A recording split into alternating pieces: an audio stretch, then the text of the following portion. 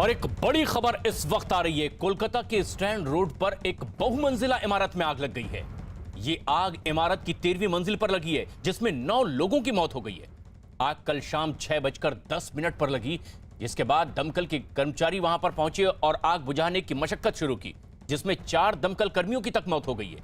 यह आग इतनी भीषण थी कि उसकी लपटें दूर से ही दिखाई दे रही थी और हादसे की जानकारी मिलने के बाद ममता बनर्जी भी हादसे वाली जगह पहुंची और घायलों से उन्होंने मुलाकात की। तो वहीं प्रधानमंत्री नरेंद्र मोदी ने भी हादसे पर दुख जताया है। एक बड़ा हादसा जिसमें 9 लोगों की मौत हो गई है। कोलकाता में यह एक बड़ी आग लगी थी और जैसे ही आग की जानकारी मिली, दमकल के कर्मचारी उस इलाके में पहुंचे। बताया जा रहा है कि 13वीं मंजिल पर यह आग लगी थी, लेकिन 9 लोगों की इसमें मौत हो गई है। सबसे खास बात यह है कि रेलवे ने भी अब इस पूरे मामले में जांच की बात कही। कोलकाता के स्ट्रैंड रोड पर एक बहुमंजिला इमारत में भीषण आग लगी, 9 लोगों की मौत हो गई। इस आग की वजह बताई जा रही है कि जिसकी पड़ताल अब की जाएगी। 13वीं मंजिल पर यह आग लगी थी, लेकिन देखते ही देखते ये आग की लपटें आसमान छूने लगी और पूरी इमारत को अपनी चपेट में लेने के लिए आतुर दिखाई दी। आग लगने की खबर मिलते ही दमकल की गाड़ियां भी मौके पर पहुंची और आग बुझाने में जुट गई।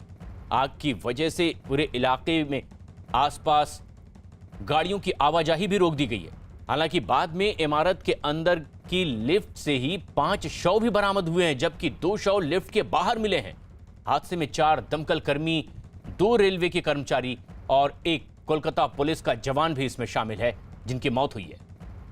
लेकिन अब इस पूरे मामले में जांच यही वो बिल्डिंग है जहां पे हम खड़ा है।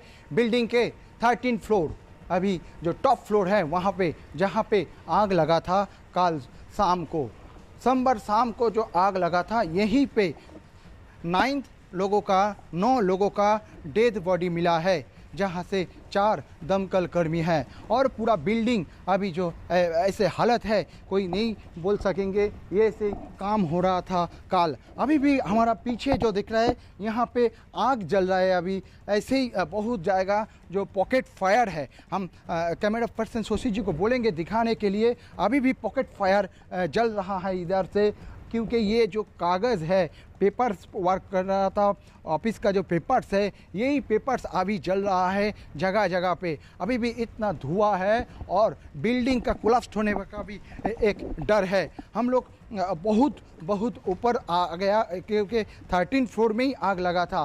पूरा जो ऑफिस है वो तच नच हो गया ये भयानक आग से। ये आग से पूरा जो सर्वर रूम है वो रेल का ख़त्म हो गया। और यहीं से ही मिला है 9 दमकल कर्मी और पुलिस कर्मी, आरपीएफ का डेड बॉडी। और जो सामने वाले वो जो जगह है हम दिखा रहे हैं, शशि जी को बोलेंगे थोड़ा धीरे से आने के लिए, क्योंकि अंदर जो लिफ्ट है जिसके लिए बता रहा था, ये लिफ्ट में अंदर 5 बॉडी मिल गया ओ दमकल कर्मियों का। यही है सो वो लिफ्ट जहाँ पे अभी भी दमकल का यूज़ करने वाला जो पाइप है, होर्स पाइप पानी देने के लिए, वो अभी भी पड़ा हुआ है। जो 5 दमकल कर्मियों का बॉडी यहीं से मिला था पुलिस लोगों को और दमकल कर्मियों को। और जो यहाँ से बाहर 2 बॉडी और भी गिरा हुआ था। एक था जो आरपीएफ ऑफिसर और पीएफ ऑफिसर थे उसका, और रेल का जो ऑफिसर है, और 2 सिविलियन और 1 पुलिस ऑफिसर का बॉडी भी इधर पड़ा हुआ था। अभी जो दिख रहा है वही है कलकत्ता का सोमवार जो आग लगा था, वही भयानक जगह कोयला घाटा का 13 नंबर फ्लोर पे हम लोग न्यूज़ 18 यहाँ पे हाजिर है। एक बड़ा हादसा हुआ है कोलकाता में, और जहां यह हादसा हुआ है, बिल्डिंग में आग लगी, यहीं मौजूद है हमारे सहयोगी अरुण सिंह स्टैंड रोड पर कोलकाता में, और यतेंद्र शर्मा एसएसकेएम अस्पताल में मौजूद है जहां घायलों को भर्ती करवाया गया है। दिल्ली में चंदन जजवाड़े हमारे सहयोगी इस वक्त हमसे सीधे जुड़ रहे हैं। लेकिन अरुण, जो सबसे अहम बात है कि आग लगी है, 9 लोगों की मौत हो गई है, क्या अब तक प्राथमिक तौर पर वजह पता चल पाई है और ताजा हालात क्या है?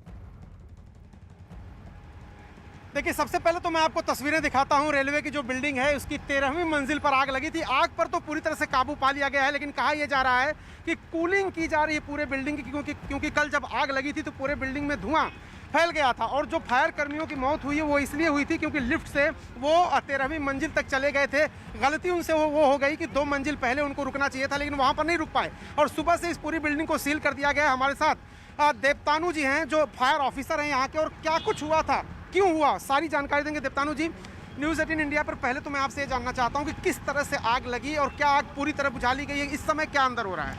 एक्चुअली कल शाम 6 बजे के बाद 6:10 के बाद फायर का कॉल आया था हमारा, तो उस टाइम में तुरंत हम लोग 4-5 गाड़ी लोकली भेज दिए। तो after that fire was devastating, total on the 13th floor was इनगल्फ्ड in fire. तो उस टाइम पे पहले 10, उसके बाद 25 नंबर सब फायर टेंडर लेके हम लोग पूरा रात फायर फाइट किया। तो it was very difficult at the first time because there system was not in condition, working condition. तो इसलिए पहले हमारा बहुत दिक्कत हुआ। तो इस हमारे जो कि हम लोग फायर टेंडर से यहाँ से लाइन लेके ऊपर जाना पड़ा क्योंकि उसका सिस्टम काम नहीं कर रहे थे प्रॉपरली, प्रेशर नहीं था। तो करने के लिए लिफ्ट से हमारा ऑफिसर एंड 3 पर्सनल ऊपर जा रहे थे along with the official staff of railway department and police officer भी थे। तो उन लोगों को कोई भी गलती से लिफ्ट 13th फ्लोर तक चले गए। तो 9 थे, 9 ही वहाँ पे गिर गए, तो दे गेट इंजर्ड। उन सब 9 लोगों की मौत हो गई है। After that we send them to hospital, उसके बाद ब्रॉड डेड। तो ये तो ऑफिस है, इसमें तो सैकड़ों लोग काम करते हैं, तो कैसे बचे लोग? क्योंकि आप कह रहे थे तब तक क्या दफ्तर बंद हो चुका था, 6:10 पे आग लगी थी, क्या हुआ था? एक्चुअली उस टाइम पे तो ज़्यादा ऑफिशियल स्टाफ नहीं थे टॉप फ्लोर में, जो थे थोड़ा बहुत नीचे थे, तो इसलिए वो प्रॉब्लम नहीं हुआ आग लगने से। अभी इस समय क्या हो रहा है? क्योंकि मैं देख रहा हूँ फायर टेंडर्स अभी भी हैं दोनों तरफ, तो अभी क्या हो रहा है बिल्डिंग के अंदर? कूलिंग चल रहा है, फायर आउट हो गया, अभी डैम्पिंग डाउन चल रहे हैं, तो थोड़ा बहुत कूलिंग का काम चल रहा है। कूलिंग कर रहे ये हैं। मैं बात आखिरी सवाल आपसे, कहा यह जा रहा था कि एक व्यक्ति कोई मिसिंग भी था, क्या कोई अब मिसिंग है? सब लोग निकाले जाते हैं? नहीं, सब लोग निकाल चुके हैं। सब लोग निकाले जाते हैं। जी हाँ, तो देखिए ये प्रशांत, ये आपको मैंने फायर अधिकारी हैं, उन्होंने कहा कि अब कोई मिसिंग नहीं है। पहले खबर आ रही थी कि एक व्यक्ति अभी भी मिसिंग है, लेकिन ये कहा जा रहा है कि हॉस्पिटल में जो 9वां व्यक्ति पहुंचा था, सबसे आखिर में पहुंचा था। फिर एक बार तस्वीरें मैं आपको दिखाता हूं, बिल्डिंग के अंदर कूलिंग का काम चल रहा है। फायर टेंडर्स अभी भी यहाँ पर हैं, फायर अधिकारी हैं, और कोलकाता पुलिस ने इस पूरे इलाके को सील कर दिया है। और ये मशक्कत ऐसा नहीं कि खत्म हो गई है, बल्कि कूलिंग का काम लगातार जारी है। और विस्तार से उस फायर ऑफिसर ने भी बताया कि असल में किस तरह की मशक्कत करनी पड़ी है इस पर आग पर काबू पाने के लिए, लेकिन कई लोग इसमें घायल हुए हैं। यतेंद्र शर्मा SSKM अस्पताल में इस वक्त हमारे सहयोगी मौजूद हैं। यतेंद्र, क्या बताया जा रहा है, कितने लोग हैं जिन्हें यहां पर लाया गया है उपचार के लिए, और जो चश्मदीद अगर रहे हों, आपसे उनकी बातचीत हो पाई, क्या वो बता रहे हैं? देखिए, बिल्कुल मैं अभी SSKM हॉस्पिटल, जो कोलकाता का हॉस्पिटल है, वहाँ पर मौजूद हूँ। और मेरे पीछे जो मॉर्चरी है वो आप देख सकते हैं। अभी जो प्रशासन, अस्पताल प्रशासन की तरफ से जानकारी दी गई है वो यही है कि 9 लोगों की मौत हुई है, 9 लोगों की डेड बॉडी यहाँ पर लाई गई थी, जिसमें से अभी तक एक डेड बॉडी की शिनाख्त नहीं हो पाई है, उसके बारे में अभी तक पता नहीं चल पाया है। तो जो और बाकी की जो डेड बॉडी हैं उसमें से 6 डेड बॉडीज़ को जो उनके परिवारीजन हैं, उनके जो फैमिली वाले हैं, उनको दे दिया गया है। और उसके अलावा जो 2 डेड बॉडी हैं जिनकी शिनाख्त हो चुकी है, उसमें से एक रेलवे से बताए जा रहे हैं और एक जो ASI हैं कोलकाता पुलिस के, उनका बताया जा रहा है। जो कोलकाता पुलिस के ASI हैं, उनकी फैमिली के कोई भी मेम्बर यहाँ रहते नहीं है, वो यहाँ से थोड़ा दूर गाँव है। तो जब उनकी फैमिली के लोग आ जाएंगे तो उनको ये डेड बॉडी उनके सुपुर्द कर दी जाएगी। जहाँ तक एक जिसकी अभी तक शिनाख्त नहीं हुई है, उसमें अस्पताल प्रशासन का ये कहना है कि पहचान के लिए, उसकी शिनाख्त के लिए DNA टेस्ट कराया जाएगा। जब DNA की रिपोर्ट आ जाएगी तब पता चल पाएगा कि वो कौन है, कहाँ से हैं। और जब तक, हालांकि पुलिस इस मामले में पूरी कोशिश कर रही है कि उसके बारे में जानकारी मिल पाए। लेकिन एक बड़ा हादसा था, दुखद हादसा था, 9 लोगों की इसमें मौत हो गई है। और प्रधानमंत्री नरेंद्र मोदी ने भी कोलकाता में हुए इस हादसे पर दुख जताया है। उन्होंने ट्वीट किया और मरने वालों के परिजनों के प्रति संवेदना जताई है। उन्होंने इनके लिए 2 लाख रुपए के मुआवजे का भी ऐलान किया है। PM मोदी ने अपने ट्वीट में लिखा है, कोलकाता के आग हादसे में लोगों की मौत से दुखी हूं। इस दुख की घड़ी में मेरी संवेदना पीड़ित परिवारों के साथ है। भगवान घायलों को जल्द ठीक करे। प्रधानमंत्री ने दुख जताया है, साथ ही साथ आर्थिक मदद का भी ऐलान किया है। वहीं गृहमंत्री अमित शाह ने भी हादसे पर दुख जताया है और उन्होंने ट्वीट किया और लिखा, कोलकाता में आग की वजह से हुई लोगों की मौत की खबर से बहुत दुख हुआ है। पीड़ित परिवारों के साथ मेरी संवेदनाएं हैं। मैं घायलों के जल्द स्वस्थ होने की कामना करता हूं। गृह मंत्री ने भी संवेदना जारी की और इस हादसे पर दुख जताया है। तो वहीं बीजेपी अध्यक्ष जेपी नड्डा ने भी ट्वीट करके इस हादसे पर दुख जताया। उन्होंने ट्वीट करते हुए लिखा है, कोलकाता में आग में लोगों की जान जाने से मन व्यथित है। दुख की इस घड़ी में जिन्होंने अपनी जान गंवाई है, उनके परिवारों के साथ मेरी गहरी संवेदनाएं। मैं प्रार्थना करता हूं कि घायल जल्द से जल्द ठीक हो जाएं। बीजेपी पीड़ित परिवारों के साथ खड़ी है और हर संभव मदद भी करेगी। चंदन जजवाड़े हमारे सहयोगी इस वक्त दिल्ली में मौजूद हैं। चंदन, अब इस मामले पर जितनी भी बातें सामने आ रही है, क्या उसका सार निकल रहा है? हादसे की क्या वजह है? रेलवे का ये भवन था, किस तरह की जानकारी अब रेलवे की ओर से मिल पा रही है?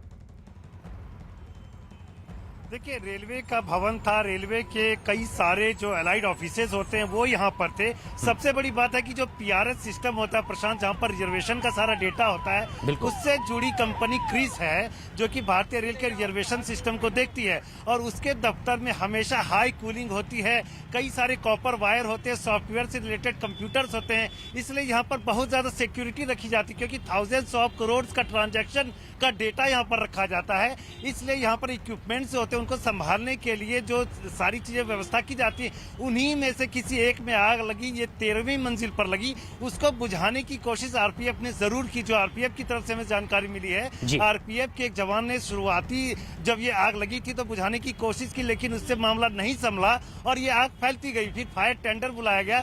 6:30 बजे करीब जो है फायर टेंडर की गाड़ियां वहां पहुंची और आग बुझाने की कोशिश हुई, लेकिन क्योंकि यहाँ पर बड़ी मात्रा में प्लास्टिक के और कॉपर के तार रखे हुए थे तो ये आग फैलती गई। उसमें 3 जो है रेलवे के कर्मचारी जो है मारे गए। इसके अलावा कुल मिलाकर अगर बात करें तो अभी तक 8 लोगों की कंफर्म डेथ हो चुकी है। भारतीय रेल की तरफ से जरूर शोक व्यक्त किया गया है, पीयूष गोयल ने शोक व्यक्त किया है, लेकिन अभी पूरी जांच होनी बाकी है कि यही सबसे अहम बात भी है चंदन की आखिर हादसे की वजह क्या थी कि लोगों को इतनी बड़ी तादाद में जान गंवानी पड़ी है।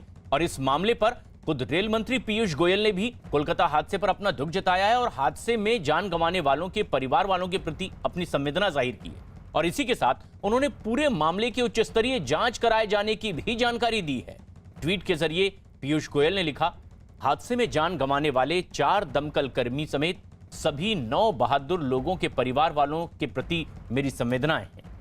हताहतों में 2 रेलवे के कर्मचारी हैं, एक पुलिस एएसआई भी इसमें शामिल है, जिन्होंने पूर्व रेलवे के कोलकाता के स्ट्रैंड रोड स्थित दफ्तर में आग से जूझते हुए जान गंवा दी।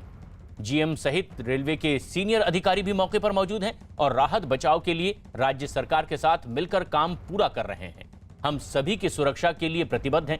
इस दुर्भाग्यपूर्ण हादसे के दौरान रेलवे की तरफ से राज्य सरकार को हर संभव मदद मुहैया कराई जाएगी। आग लगने की वजहों का पता लगाने के लिए एक उच्च स्तरीय जांच का आदेश भी दे दिया गया है, जिसमें रेलवे के 4 विभागों के प्रमुख शामिल हैं। रेल मंत्री ने ट्वीट कर यह जानकारी दी है। लेकिन घटना की खबर पाकर मुख्यमंत्री ममता बनर्जी भी हादसे वाली जगह पर पहुंची और वहां उन्होंने पीड़ित परिवारों को 10-10 लाख रुपए मुआवजे का ऐलान भी किया।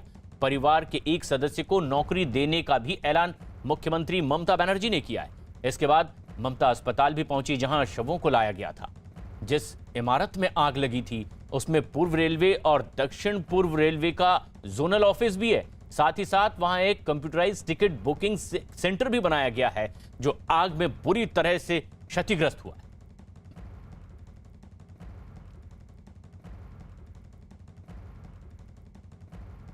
कोलकाता में इमारत में आग लगने के बाद वहां पहुंची ममता बनर्जी ने तुरंत ही इसकी जिम्मेदारी रेलवे पर डाल दी। उन्होंने आरोप लगाया कि रेलवे ने इमारत का मैप नहीं दिया, जिसकी वजह से राहत बचाव में परेशानी का सामना करना पड़ा और इतने लोगों की जान चली गई है। हालांकि रेल मंत्री पीयूष गोयल ने ट्वीट करके साफ कर दिया कि रेलवे की तरफ से राज्य सरकार की हर संभव मदद की जाएगी। साथ ही उन्होंने जांच के लिए एक टीम भी गठित कर दी है।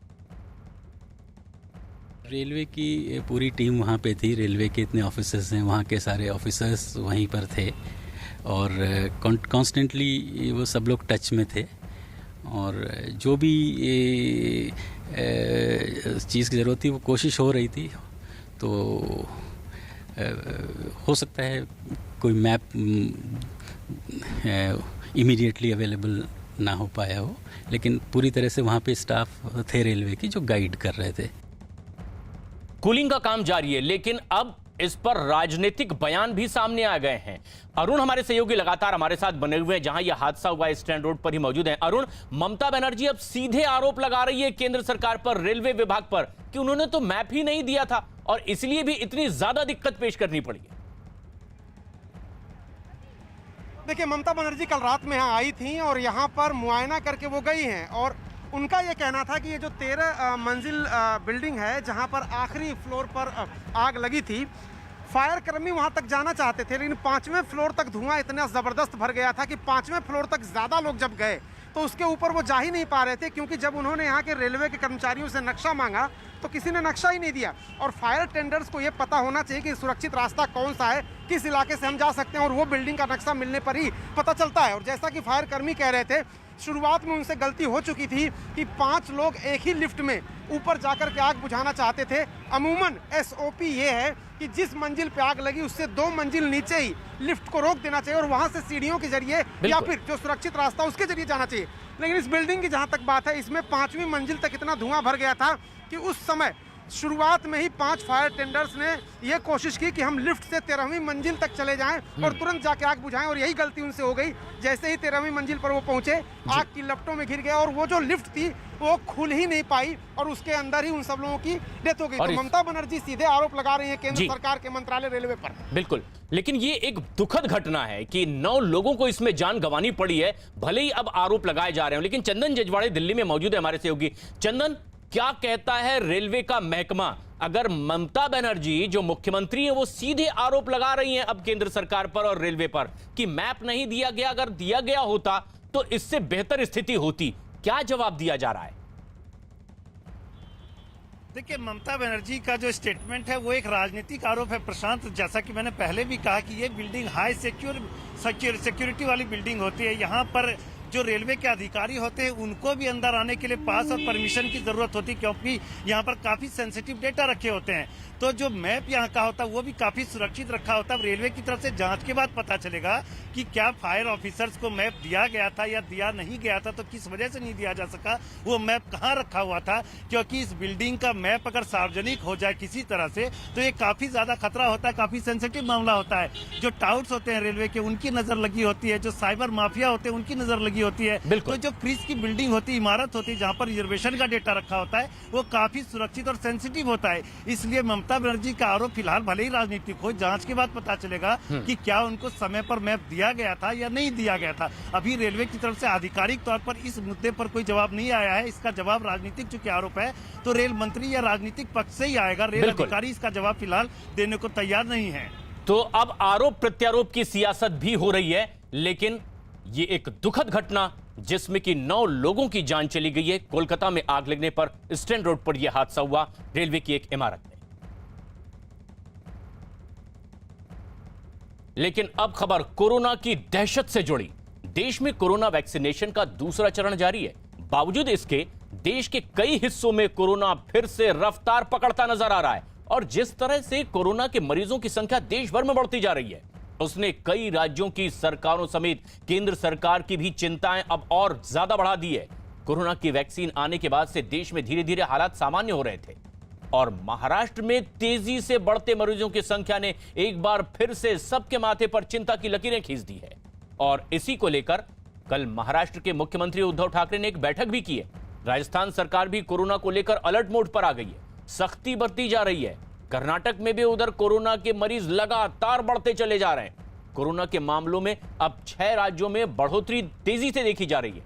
महाराष्ट्र, केरल, पंजाब, कर्नाटक, गुजरात और तमिलनाडु में कोरोना के नए मामले तेजी से बढ़ रहे हैं, और इसके बाद सरकार की तरफ से लगातार कोरोना प्रोटोकॉल का पालन करने की लोगों को हिदायत भी दी जा रही है।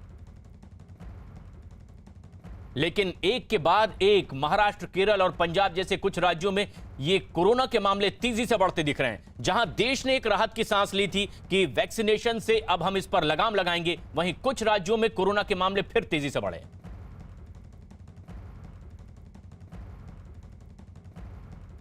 मुंबई में कोरोना की रफ्तार सरकार और स्थानीय प्रशासन को अब डरा रही है। महाराष्ट्र में बीते 24 घंटे के अंदर ही 11,000 से ज्यादा कोरोना के नए मामले सामने आए हैं। कोरोना के बढ़ते मामलों को देखते हुए महाराष्ट्र के सीएम उद्धव ठाकरे ने अब सभी जिलों के जिलाधिकारियों के साथ एक बैठक की। स्वास्थ्य विभाग के अधिकारियों ने भी उद्धव ठाकरे के साथ इस बैठक में अपनी राय रखी और कोरोना के बढ़ते मामलों पर चिंता जाहिर की गई। खुद राज्य के स्वास्थ्य मंत्री राजेश टोपे इस बात को मान रहे हैं कि कोरोना के बढ़ते मामलों की वजह से कड़े फैसले अब और लेने पड़ सकते हैं। उन्होंने लोगों से और ज्यादा सावधानी बरतने की एक बार फिर से अपील की है।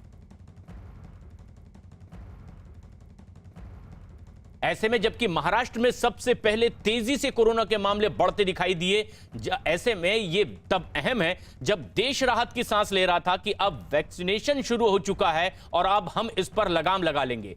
वहीं बताया यह भी गया कि लापरवाही भी एक बड़ी वजह हो सकती है। महाराष्ट्र के मुख्यमंत्री ने भी लोगों से कहा है कि क्या आप चाहते हैं कि हम एक बार फिर लॉकडाउन की तरफ जाएं? अगर ऐसा नहीं है तो आप हिदायतों का अमल करें। आप खुद भी कोरोना वॉरियर हो गए हैं, लगातार पहले से काम करते रहे हैं, लेकिन अब जब फिर से लौट के आए हैं फिर एक्टिव काम में, एक महत्वपूर्ण मीटिंग होने वाली है। मुंबई में लॉकडाउन होगा क्या, ये लोगों के अंदर एक बड़ा सवाल है। मुझे नहीं लगता इमीडिएटली मुंबई का लॉकडाउन होगा, लेकिन मुंबई की संख्या कम करने के लिए किन मुद्दों पे क्या क्या करना जरूरी है उसके बारे में ज़रूर चर्चा होगी। हमारा ज़िला प्रशासन के सभी लोगों को भी हम ये ज़रूर सूचित करेंगे कि स्ट्रिक्टली इम्प्लीमेंटेशन करो, हमारा जो प्रोटोकॉल होता है उसको इम्प्लीमेंटेशन करो, मास्क पहनो, सोशल डिस्टेंसिंग मेंटेन करो, इसका स्ट्रिक्टली अमल करने के लिए हम ज़रूर कोशिश करेंगे। और सेंट्रल गवर्नमेंट की जो टीम आई है, जिनका रिपोर्ट आया है, वो कमेटी के रिपोर्ट का भी अमल करने के लिए हम ज़रूर कोशिश करेंगे। महाराष्ट्र के स्वास्थ्य मंत्री कह रहे हैं कि लोगों को अब लापरवाही भारी पड़ सकती है। राज्य में कोरोना के मामलों में लगातार तेजी से इजाफा देखा जा रहा है, लेकिन लोग सावधानी बरतने को तैयार नहीं है। मुंबई के दादर सब्जी मंडी की तस्वीरें डराने वाली और ये तस्वीरें वाकई खौफनाक है कि किस तरह बेपरवाही से लोग उन गाइडलाइंस की धज्जियां उड़ा रहे हैं जिसकी अपील बार बार की जा रही है। सोशल डिस्टेंसिंग की धज्जियां यहां उड़ती दिख रही है। वहीं बिना मास्क के लोग बड़ी तादाद में नजदीक चलते भी नजर आ रहे हैं। मुंबई में एक तरफ जहां कोरोना के मामले एक बार फिर से बड़ी तेजी के साथ बढ़ रहे हैं, सरकार लगातार ये अपील कर रही है कि जो लोग हैं वो कोरोना नियमों का पालन करें। लेकिन दादर के सब्जी मार्केट की तस्वीर बेहद ही डराने वाली है। मैं इस वक्त दादर के सब्जी मंडी मार्केट में मौजूद हूं और यहाँ की तस्वीर देखिए कि किस तरह की भीड़ यहाँ पर सब्जी मंडी में इकट्ठा हुई आपको नजर आ रही है। इस भीड़ के चलते सोशल डिस्टेंसिंग के नियम जो हैं उसकी धज्जियां किस तरह से उड़ाई जा रही हैं। आप तस्वीरों में देखिए किस तरह से जो लोग हैं वो यहाँ पर इकट्ठा हुए हैं। हर दिन इस मंडी में इसी तरह की जो भीड़ है वो देखने को मिलती है, लेकिन सरकार अपील तो करती है, लेकिन सरकार कभी इस तरफ ध्यान नहीं देती, ना ही बीएमसी का इस तरफ ध्यान जाता है कि जो भीड़ हो रही है उसके चलते जो है कोरोना के मामलों में तेजी से रफ्तार आ सकती है, कोरोना के संक्रमण जो है वो तेजी से बढ़ सकते हैं। लेकिन जो तस्वीर आपको नजर आ रही है ये बेहद ही डरावनी है, क्योंकि मुंबई में पिछले 24 घंटों में 1000 से ज्यादा मामले सामने आए हैं और पिछले एक हफ्ते की बात करें तो इसी तरह के मामले लगातार सामने आते रहे हैं। लेकिन बावजूद इसके बीएमसी और सरकार अपील तो कर देती है, लेकिन इस मंडी के ऊपर नजर नहीं जाती जहां पर सोशल डिस्टेंसिंग के नियमों की धज्जियां उड़ रही हैं। मास्क लगाने वालों की संख्या बेहद ही कम है। यहाँ पर दादर सब्जी मंडी में बेपरवाही से लोग घूम रहे हैं, लेकिन सिर्फ ये मुंबई या महाराष्ट्र की तस्वीरें नहीं है, देश की अलग अलग तस्वीरें हम आप तक पहुंचा रहे हैं। मनोज शर्मा हमारे सहयोगी भोपाल से, इसलिए हमसे सीधे जुड़ रहे हैं। दिवाकर सिंह मुंबई में मौजूद हैं इस वक्त, कीर्तेश पटेल सूरत से और दीपक बिष्ट हमारे सहयोगी दिल्ली में मौजूद हैं। कई राज्य जहां पर कोरोना के मामले बढ़ रहे हैं। मनोज, मध्य प्रदेश उन्हीं में से एक है। क्या कहती है अब मध्य प्रदेश की सरकार, कैसे इस पर लगाम लगाया जाएगा और वजह क्या मानी जा रही है? मध्य प्रदेश में वजह पहले तो बताया गया कि महाराष्ट्र की तरफ से उन्होंने सीमाओं को सील किया, कहा हम टेस्टिंग के बाद लोगों को आने देंगे, सबकी थर्मल स्क्रीनिंग करेंगे। और एक वजह ऐसा लगा कि सरकार जाहिर तौर पर तो नहीं कह रही थी, लेकिन उसे एक वजह मान रही थी। लेकिन अब चिंता का सबब यह है कि मध्य प्रदेश में जो पॉजिटिविटी रेट है कोरोना का वो संक्रमण की दर जिसे हम बोलते हैं वो रिकवरी रेट से अब ज़्यादा हो गया है, तो सरकार के लिए चिंता का सबब है। अभी थोड़ी देर पहले हमने गृह मंत्री नरोत्तम मिश्रा से जब बात की थी तो वो इस बात को कह रहे थे कि हाँ, उनके लिए ये अब चिंता की बात है क्योंकि मामले लगातार बढ़ रहे हैं। सरकार ने कहा है कि दुकानों पर एक तो दुकानदार मास्क लगा के बैठे और दूसरा साथ ही साथ जो ग्राहक है उनको भी मास्क लगाएं, तभी आप सामान देंगे। ऐसा आप पालन कर रहे हैं? जी, हम भी मास्क लगा के रहते हैं दिन भर और ग्राहक से ही बोलते हैं कि आप मास्क लगाइए। इससे आपकी दुकानदारी को फर्क पड़ता होगा? कई लोग मास्क लगा के नहीं आ रहे, मैं देख रहा हूँ बाजार में। हम लोग अवेलेबल करते हैं ना, हम लोग रखते हैं। देखिए आप यहाँ पर देखिए बाकायदा दुकानदार मास्क लगाए हुए हैं, अपने सिर पर भी आपने बाकायदा ढककर रखा हुआ है। कितना सुनिश्चित हो पाता है ये? देखिए सामने ग्राहक, देखिए प्रशांत, सामने ग्राहक आए हुए हैं, उनके मास्क है, लेकिन एक के पास मास्क है, दूसरे पे नहीं है। क्या बोला आपने? हमने उनको बोला है मास्क लगाने को, लेकिन वो खा रहे थे इसलिए उन्होंने मास्क अभी रखा है, फिर वापस लगाएंगे। खाते टाइम तो आज मास्क हटाना पड़ेगा, इसलिए उस समय उन्होंने मूव किया था मास्क, फिर से वो अभी लगा लेंगे। लेकिन आप इस बात का खास ख्याल रखते हैं? बिल्कुल सर, कि मास्क लगा होना चाहिए, बगैर मास्क वाले को सामान नहीं दिया जाता। अब ये तो हिदायत और एहतियात बरतने की बात है, लेकिन लापरवाही एक बड़ी वजह है। अब बात महाराष्ट्र की और मुंबई की, जहां पर एक बड़ी लापरवाही की तस्वीरें हमने अपने दर्शकों को दिखाई। दिवाकर सिंह हमारे सहयोगी वहीं पर मौजूद भी थे। लेकिन दिवाकर, जो सबसे अहम बात है वो ये कि दूसरे राज्यों के लोग अब ये मान रहे हैं कि महाराष्ट्र की सीमाएं जिन प्रदेशों से लगती है वहां कोरोना अगर बढ़ रहे हैं तो महाराष्ट्र का एक बड़ा रोल है। क्या ऐसे में सरकारें कहती है इसके लिए? देखिए, खास तौर पर सरकार लगातार जो है ये कहती आ रही है कि लोग नियमों का पालन करें, जो सोशल डिस्टेंसिंग है उसका पालन करें, लेकिन जो तस्वीर खास तौर पर मुंबई में निकल के सामने आती है, हर दिन की ये तस्वीर है जो दादर की सब्जी मंडी है। 7 से 10 बजे के बीच जो हालात होते हैं वो बेहद ही डरावने होते हैं। ना तो सोशल डिस्टेंसिंग होती है, ना तो मास्क होता है, जिसके चलते लोगों की दिक्कतें जो है वो बढ़ती ही हैं, लेकिन लोग समझने के लिए तैयार नहीं हैं। 1000 से ज्यादा मामले पिछले 24 घंटे में जो है वो सामने आए हैं यहाँ पर, और इसी मंडी में हूँ प्रशांत। मैं आपको तस्वीरें एक बार फिर से दिखाता हूँ। जैसे ही बीएमसी की टीम पहुंची थी यहाँ पर, उसके बाद देखिए मंडी को साफ करा दिया गया है। और अहम चीज देखिए, भाई साहब मास्क नहीं लगाए हुए। कहाँ है मास्क आपका? मास्क कहाँ है आपका? जी, और यही दिवाकर अक्सर देखने को मिलता है कि लोग बड़ी तादाद में लापरवाही बरत रहे हैं। लेकिन इस बीच एक बड़ी खबर भी आ रही है। अभिनेता रणबीर कपूर भी कोरोना की चपेट में आ गए हैं, जिसके बाद रणबीर ने खुद को घर में ही क्वारंटीन कर लिया है। रणबीर की मां नीतू कपूर दिसंबर में कोरोना की चपेट में आ चुकी हैं और अब रणबीर कपूर भी, और अब उन्होंने खुद को क्वारंटीन किया है घर में। ऐसे में जबकि मुंबई समेत पूरे महाराष्ट्र में कोरोना के मामले तेजी से बढ़ रहे हैं, हर खासो आम तक अब ये कोरोना की पहुंच हो चुकी है। सिर्फ आम लोग ही नहीं बल्कि कई खास लोग भी अब कोरोना की चपेट में, और रणबीर कपूर उन्हीं में से एक जिन्हें कोरोना हो गया है। अब वो घर में उन्हें खुद को क्वारंटीन कर लिया है।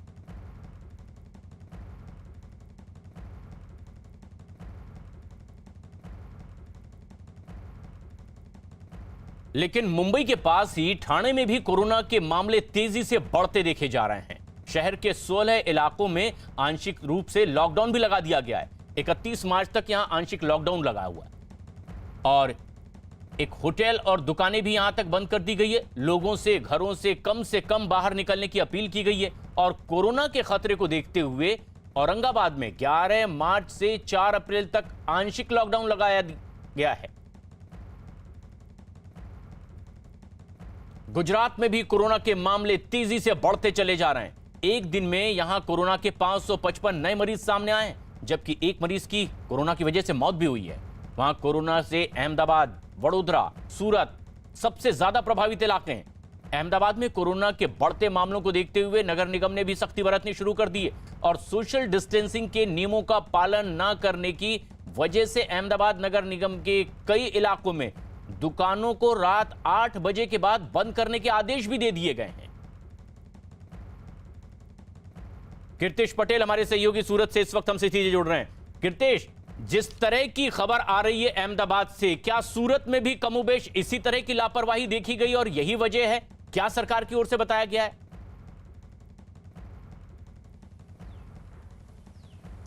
बिल्कुल, जिस तरह से महाराष्ट्र और खास करके गुजरात में भी कोरोना संक्रमित की संख्या दिन प्रतिदिन बढ़ रही है। अहमदाबाद के बाद दूसरा नंबर गुजरात का सूरत शहर है, जहां पे पिछले दिनों 25 से 30 मरीज हर रोज दर्ज होते थे, उसके सामने अभी 150 के करीबन आंकड़ा पहुंचा है। जिस तरह से लगातार मैं दृश्य दिखाना चाहूँगा कि कोरोना जो सेंटर है वहाँ पे एक बाजू टेस्टिंग हो रहा है तो दूसरी ओर कोरोना की वैक्सीन लेने के लिए लंबी कतारें लगी हुई है। खास करके पिछले कई दिनों में गुजरात में यही एक वजह भी होती है कि लोग इतनी बड़ी तादाद में लापरवाही बरतते हैं और कोरोना के मामले बढ़ते हैं। लेकिन राजधानी दिल्ली में भी अब मामले बढ़ते जा रहे हैं और कोरोना के खिलाफ दिल्ली सरकार भी लगातार एक्शन में है।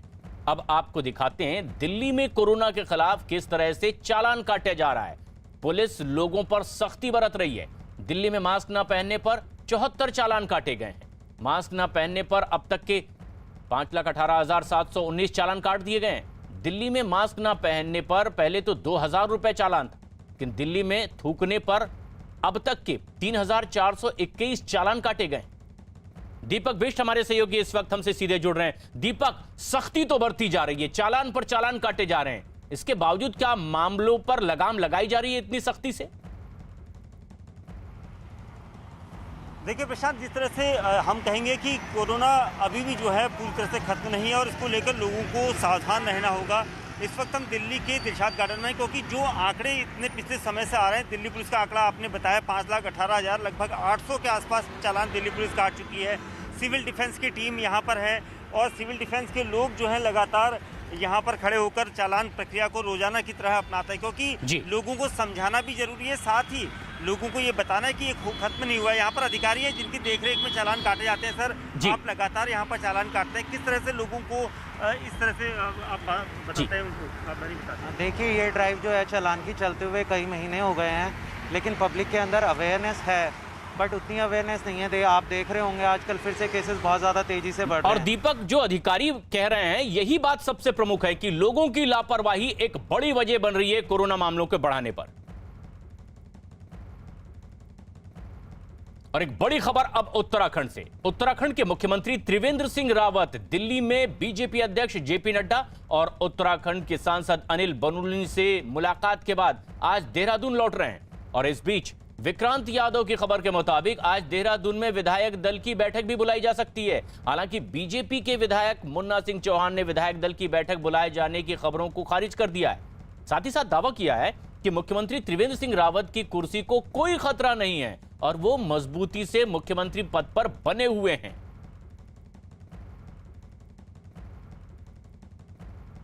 भारतीय जनता पार्टी के मुख्यमंत्री अभी जब मैं आपसे बात कर रहा हूं, अभी भी मजबूती के साथ त्रिवेंद्र सिंह रावत जी हैं। आगे रहेंगे और आगे रहेंगे क्या? आगे रहेंगे मुन्ना जी? मैंने कहा पार्लियामेंट्री बोर्ड के निर्णय के बारे में, पार्लियामेंट्री बोर्ड की बैठक हुई नहीं हुई, कब होगी नहीं हो गई, हो चुकी या नहीं होगी, इन सब चीजों का सवाल जवाब देने के लिए मैं अधिकृत नहीं हूं। लेकिन इससे पहले उत्तराखंड में सियासी हलचल के बीच दिल्ली में देर रात तक बीजेपी में बैठकों का दौर चलता रहा और खबर है कि मुख्यमंत्री त्रिवेंद्र सिंह रावत की कार्यशैली से उत्तराखंड बीजेपी के कई विधायक नाराज हैं। ऐसे में अपना पक्ष रखने के लिए कल मुख्यमंत्री त्रिवेंद्र सिंह रावत खुद दिल्ली पहुंचे और आलाकमान से उन्होंने मुलाकात की, अपना पक्ष रखा है। त्रिवेंद्र सिंह रावत ने पहले बीजेपी अध्यक्ष जेपी नड्डा से उनके घर पर पहुंचकर मुलाकात की और उसके तुरंत बाद अनिल बलूनी से भी उनके घर जाकर के उन्होंने मुलाकात की। त्रिवेंद्र सिंह रावत का पक्ष मजबूत करने के लिए उनके 7 समर्थक विधायक भी कल दिल्ली पहुंचे हुए थे। हमारे सहयोगी विक्रांत यादव की खबर के मुताबिक राज्य में अगले साल होने वाले विधानसभा चुनाव से ठीक पहले सियासी उथल पुथल होने लगी है और मुख्यमंत्री बदलने की खबरों ने अब एक बार फिर उत्तराखंड में जोर पकड़ लिया है। लेकिन इस बीच खबर है कि कल उत्तराखंड के मुद्दे पर गृह मंत्री अमित शाह और बीजेपी अध्यक्ष जेपी नड्डा के बीच भी बैठक हुई है। विक्रांत यादव की खबर के मुताबिक इस बैठक में दोनों नेताओं ने उत्तराखंड के पर्यवेक्षक दुष्यंत कुमार गौतम से भी मुलाकात की है और इसके अलावा पार्टी के महासचिव पीएल संतोष भी अमित शाह और जेपी नड्डा से मिलने के लिए संसद भवन पहुंचे और इसी मुलाकात के बाद उत्तराखंड के मुख्यमंत्री त्रिवेंद्र सिंह रावत ने जेपी नड्डा और अनिल बलूनी से जाकर मुलाकात की है। इस बीच बीजेपी ने उत्तराखंड में किसी भी तरह के नेतृत्व परिवर्तन की खबरों को महज अटकल करार दिया है। अपने केंद्रीय नेतृत्व से मिलने के लिए हर स्टेट के जो माननीय मुख्यमंत्रीगण हैं वो आते रहते हैं। हमारा स्टेट तो इतना नज़दीक है कि हम आधे घंटे में दिल्ली पहुंच जाते हैं, तो इसलिए हमारे कभी कभी मंत्रीगण आ जाते हैं केंद्रीय मंत्रियों से काम कराने के लिए। सीएम साहब अगर केंद्र ने कभी बुलाया तो उनसे मिलने के लिए आ जाते हैं, इसलिए कोई तकलीफ नहीं है, दिक्कत नहीं है, सब सामान्य है, ऑल इज वेल। अब बीजेपी के तमाम नेता तो कह रहे हैं कि पार्टी के भीतर ऑल इज वेल है, लेकिन इस बीच उत्तराखंड के पूर्व मुख्यमंत्री और कांग्रेस नेता हरीश रावत ने त्रिवेंद्र सिंह रावत की सरकार को भी विफल करार दिया है। और ऐसे में हमारी सहयोगी प्रियंका कांडपाल इस वक्त हमसे सीधे जुड़ रही हैं। प्रियंका, बीजेपी के तमाम नेता ये कह रहे हैं कि पार्टी के भीतर सब कुछ सामान्य है, सब कुछ नॉर्मल चल रहा है, लेकिन क्या वाकई यही हकीकत है? बैठकों का दौर आखिर किस वजह से है? लेकिन ये एक बड़ी खबर इस वक्त आ रही है, उत्तराखंड के मुख्यमंत्री त्रिवेंद्र सिंह रावत हटाए जा सकते हैं। ये तमाम उन अटकलों और कवायद के बीच आ रही एक बड़ी खबर है। ऐसे में जबकि बीजेपी के वरिष्ठ नेताओं के बीच बैठकों का दौर लगातार देर रात तक चलता रहा, उत्तराखंड के कई नेता दिल्ली में डेरा डाले हुए थे, यहां तक कि मुख्यमंत्री खुद दिल्ली आए थे, पार्टी अध्यक्ष से, गृह मंत्री से, सांसदों से उनकी मुलाकात हुई थी। लेकिन इस बीच अब जो खबर आ रही है कि वाकई उत्तराखंड में नेतृत्व परिवर्तन हो सकता है, यानी त्रिवेंद्र सिंह रावत हटाए जा सकते हैं। यह सबसे अहम और खास बात कि 18 मार्च को 4 साल पूरे कर रही है उत्तराखंड सरकार, लेकिन इस बीच नेतृत्व परिवर्तन की खबर। विक्रांत यादव हमारे सहयोगी बड़ी खबर के साथ सीधे जुड़ रहे हैं। विक्रांत, आखिर किस तरह रात भर की बैठकों के बाद यह बात सामने आई कि अब हटाया ही जा सकता है त्रिवेंद्र सिंह रावत को? देखिए, बीजेपी को एक बड़ा बहुमत उत्तराखंड में मिला था। 57 विधायक बीजेपी के पास जीते थे, 70 में थे। तो पार्टी के कुछ विधायकों और मंत्रियों की लगातार पिछले काफी समय से ये शिकायत नेतृत्व को लेकर के बनी हुई थी। उनका मुख्यमंत्री की कार्यशैली और बाकी कुछ चीजों को लेकर के विरोध भी था, जिसको लेकर के कुछ विधायकों ने अपना विरोध और शिकायत भी दर्ज करवाई थी केंद्रीय नेतृत्व के पास। तो आला कमान ने शनिवार को एक 2 सदस्यीय टीम केंद्रीय पर्यवेक्षकों की वहां भेजी थी देहरादून में, जिसमें रमन सिंह जो छत्तीसगढ़ के पूर्व मुख्यमंत्री हैं और इसके अलावा दुष्यंत गौतम, ये दोनों लोग वहां पर गए थे। विधायकों से मुलाकात की, मंत्रियों से मुलाकात की, मुख्यमंत्री से मुलाकात की, तमाम लोगों से मुलाकात करने के बाद अपनी एक रिपोर्ट तैयार की और वो रिपोर्ट उन्होंने आकर के पार्टी अध्यक्ष जेपी नड्डा को दी। इसके बाद कल भी हमने देखा कि मुख्यमंत्री खुद यहाँ पर सुबह पहुंच गए थे और उनका ये कहना था कि वो आला कमान से मिलने आए हैं। हालांकि अभी तक ऑन रिकॉर्ड औपचारिक तौर पर किसी ने नहीं कहा है कि वहां पर सीएम बदला जाएगा, लेकिन जो खबर आ रही है कि इसमें परिवर्तन हो सकता है, नए सीएम बनाए जा सकते हैं, क्योंकि पार्टी को ये लग रहा है कि अब चुनावी साल है और अगले साल जब पार्टी चुनाव में जाएगी तो अगर सीएम का चेहरा बदल करके जाते हैं तो एक बड़ी सफलता दोबारा मिलने में कामयाबी मिलेगी। कल भी देर रात को, देर शाम को पार्लियामेंट में बैठक चली थी, जिसमें बीजेपी अध्यक्ष जेपी नड्डा, गृह मंत्री अमित शाह और यही विक्रांत जो बात आप कह रहे हैं यही सबसे अहम भी है कि बीजेपी लगातार कहती रही है कि सब कुछ सामान्य है, हम सिर्फ आगे के कार्यक्रमों के लिए बातचीत के लिए आए हुए हैं। लेकिन क्या सबसे बड़ी वजह मानी जा रही है कि बीजेपी विधायकों में असंतोष है और वो नेतृत्व परिवर्तन चाहते हैं?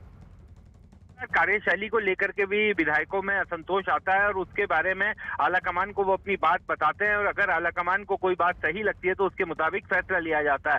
और बीजेपी क्योंकि एक अनुशासित पार्टी भी है, तो जिस तरीके से पार्टी के नेता जो है वो पार्टी के भीतरी मंचों में जरूर अपनी बात रखते हैं, लेकिन मीडिया या बाकी सब जगह उनका यही कहना था कि सब कुछ ठीक है, कोई ऐसी बात नहीं है। लेकिन जिस तरीके से तेजी से घटनाक्रम चला था शनिवार को और कल सोमवार को पूरे दिन भर, उसको देखते हुए लग रहा था कि कुछ ना कुछ एक बड़ा खबर जरूर सामने आएगी। तो विक्रांत, सार बात यह कि भले ही अपनी आंतरिक लोकतांत्रिक प्रक्रिया का पालन करते हुए कोई जुबान नहीं खोल रहा, लेकिन सीएम रावत बदले जा सकते हैं और उसी के लिए हुआ है ये बैठकों का दौर बीजेपी के भीतर।